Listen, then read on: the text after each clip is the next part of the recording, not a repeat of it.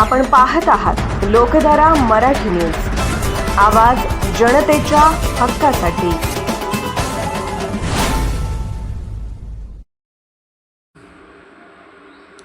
बनाळी येथे विद्यार्थ्यांना शालेय साहित्य व खाऊ वाटप। माननीय पंचायत समिती सदस्य तथा बनाळी गटाचा बुलंद आवाज रवींद्रदादा सावंत यांच्या 20 जून रोजी होणाऱ्या वाढदिवसानिमित्त वनिता इंजिनिअरिंगचे सर्वेसर्वा अरविंद यादव यांच्या वतीने जिल्हा परिषद प्राथमिक शाळा बनाळी येथे सर्व विद्यार्थ्यांना शालेय उपयोगी साहित्य व खाऊ वाटप करण्यात आले।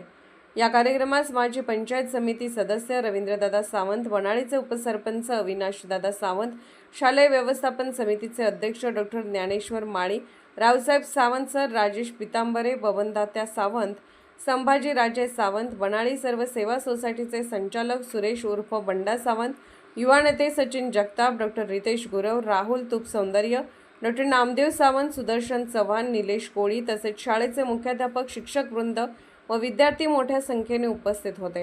यावेळी विद्यार्थ्यांना शैक्षणिक साहित्याचे वाटप करून त्यांच्या शैक्षणिक प्रगतीसाठी शुभेच्छा देण्यात आल्या। उपस्थित मान्यवरांनी या उपक्रमाचे कौतुक करत सामाजिक बांधिलकी जपणाऱ्या अशा उपक्रमाचे स्वागत केले।